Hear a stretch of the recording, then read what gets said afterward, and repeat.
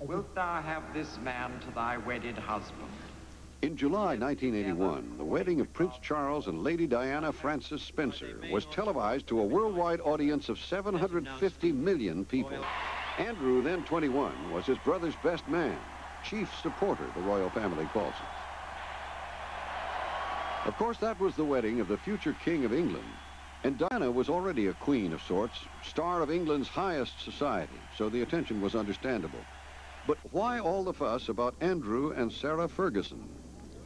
Well, Andrew Albert Christian Edward was born February 19, 1960, the second son of Queen Elizabeth and Prince Philip. His older sister Anne and brother Charles were properly bemused by his arrival. Andrew was described as an energetic child, full of mischief. His younger brother, Prince Edward, was born in 1964. Royal home movies show Andrew as a Cub Scout. He took parachute training with the Royal Air Force in 1978, and on his first jump, the lines twisted, but he managed a safe landing. He then trained as a helicopter pilot for the Royal Navy, graduated top of his class, and received his wings from his father. But for all of Andrew's accomplishments, what really caught the public's eye was his affair with actress Koo Stark. In 1982, the British press discovered the pair vacationing in the Caribbean. That she had appeared in 2 erotic films was delicious grist for England's tabloids. From then on, the Andrew Watch kept track of royal girlfriends. There was model Katie Rabbit, Carolyn Herbert, a Di lookalike, Broadway star Finola Hughes, Carolyn Seward, a former beauty queen. The list, constantly updated by a watchful British press, goes on and on. But Andrew's antics, as the London papers called them, seemed to endear him to the public. Lately, they've been celebrated by British television. He caused a kerfuffle by spraying paint on photographers, although he was a keen photographer himself, especially fond of snapping pretty girls. Well, it's the kind of hobby a young prince can easily afford. But there is that other side to Andrew, and it was brought to the fore in 1982 when the British Navy was sent to defend the Falkland Islands from Argentina. Andrew, along with other Royal Navy helicopter pilots, suddenly found himself in the middle of a fierce sea battle. They performed rescue missions, and the Navy choppers actually acted as decoys in an attempt to ward off deadly Exocet missiles. Being made to lie down in a ship is the most lonely feeling I think you'll ever get, of being there, lying on the deck, with your hands over there just to protect your face, lying on the deck, waiting for either a bang or the all clear. After the Falklands victory, Andrew and his crewmates came home to a hero's welcome. When he arrived, Queen Elizabeth and Prince Philip were waiting. Andrew twirled a red rose of victory. The young prince, turned war veteran, was a changed and very popular man. So now, 4 summers later, with Andrew marrying Sarah Ferguson, well, in England, it is the event of the year, and a boost for London's tourist trade. For those who make a living off of royalty, royal marriages can't come too often. Souvenirs aren't high-ticket items, but if the expected hordes spend a few pounds here, a few pence there, then jolly good.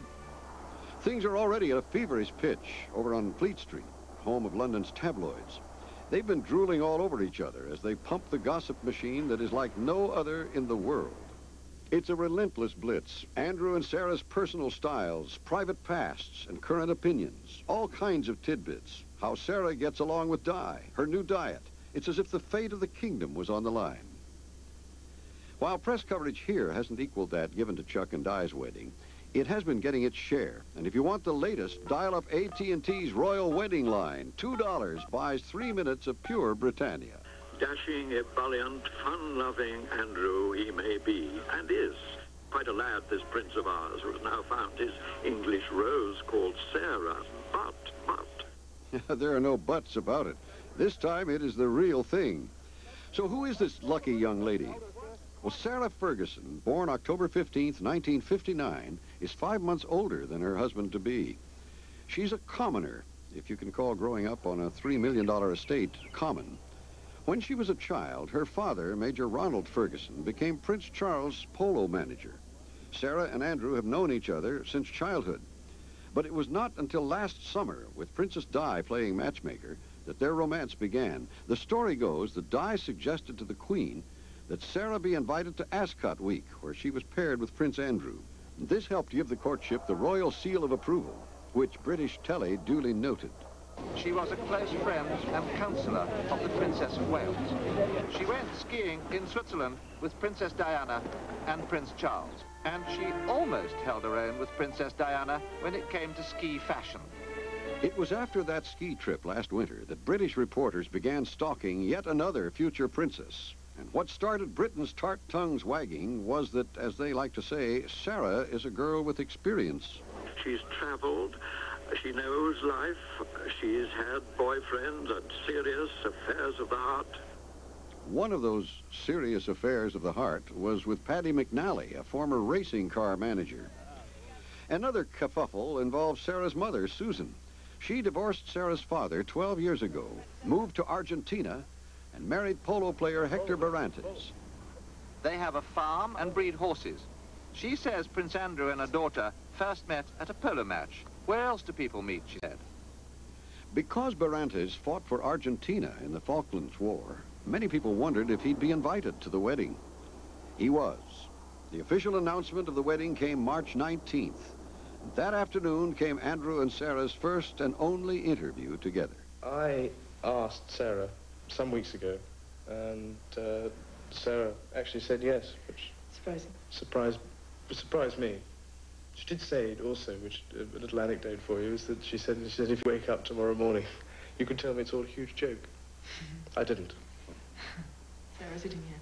But you started from a meeting at Ascot, and then everything developed from there in a way. When did you both know that it was the real thing? Again, very difficult to answer. I mean, I think that probably the end of last year, before Christmas, perhaps, yes. And then it just sort of carried on from there after Christmas at Sandringham, and then beyond that. What first impressions did you have of one another then, in that case? Very good friends. A, very good friends, and B, well, it was at lunch, wasn't it? That Yes. We were made to sit next door to each other at lunch at Ascot. Yes, and he made me eat chocolate profiteroles, which I didn't want to eat at all. I then didn't have any, so I got hit. Then it started hard. from there. I think that's probably where it... I was meant to be on a diet. And that was the basis of a romance. Yes. There are always humble beginnings. It's got to start somewhere. Could I ask you if you could tell us what you like about each other? Oh. Wit? Charm? Yes, probably. Yes. And the red hair.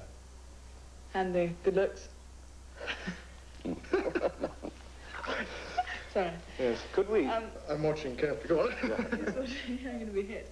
Could we perhaps now have a rather more lingering look at the ring? I mean, how did you find time to, or the secrecy, the away from the media-ness to go and buy it?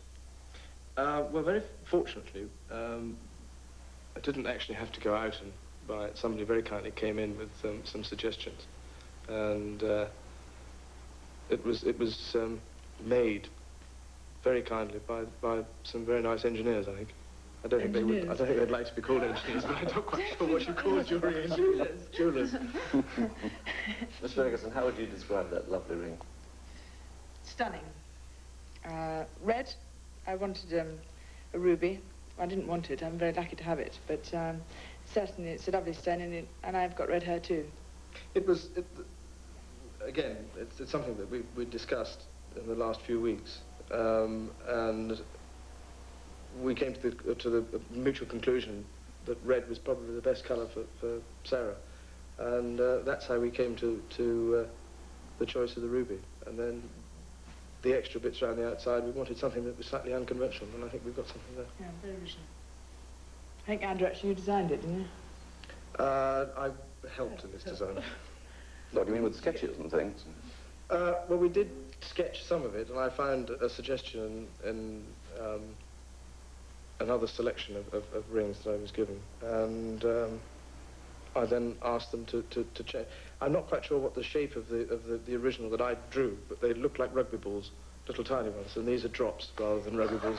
Goodness me, that. A rugby ball around my head. Can you tell us about the proposal, where and when it took place? It was some weeks ago, staying privately in Scotland, and I'd go no further than saying that. Could I ask you then, Miss Ferguson, do you remember what he said? Absolutely. But I'm not telling you. Did he go down on one knee in the approved fashion? No, both. That I will tell you, both. Yes, both. Both. And you, of course, very formally asked your prospective father-in-law for Miss Ferguson's hand in marriage. Yes, that was also fairly nerve-wracking, knowing Major Ronald from a long time ago at the polo. And I asked him this weekend, as well as Her Majesty. What was the Queen's reaction? Overjoyed. Very happy, very pleased. And beyond that, I think that what else? I mean, it just is a delighted parent, I think. As indeed was my father. There was no phrase using the word settling down when she said congratulations. How do you mean settling down? Well, becoming a married man and the responsibilities thereby. No. I mean, I don't see there's anything settling in it.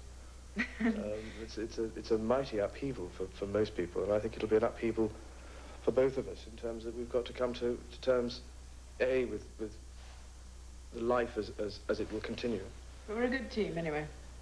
Yes, I think that's the thing, Grace, is the fact that in the last 9 months we've discovered that we work very well together. We're good friends, good team. Quite very happy.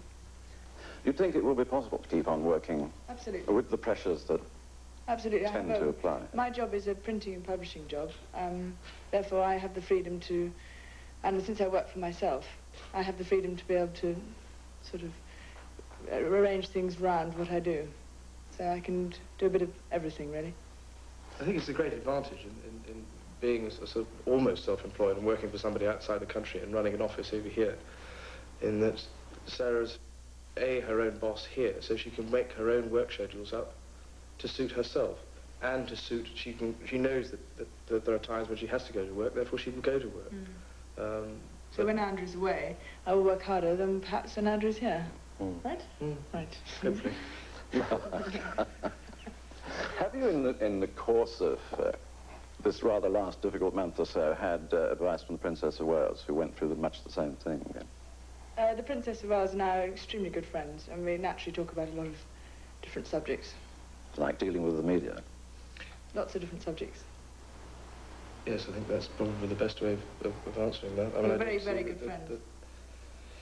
There are so many differing ideas about how to handle yourself that you can't take one person's advice all the time. Although there is no one better than the Princess of Wales. Looking to the future a little, you come from, both of you, from fairly large families. Would you like to repeat that pattern? Would you like to have quite a lot of children? I don't know, really. I mean, what do you say? What do you say? I think we haven't actually, I mean, it's something that until we get married, that we haven't even thought about. There is an awful lot to think about in the next, whatever it is, that we get married. Quite fun to have quite a few, wouldn't it? I agree. I think it'd be quite fun. But again, numbers, size, and all the rest of it is still way in the future, and really is not yet to be decided.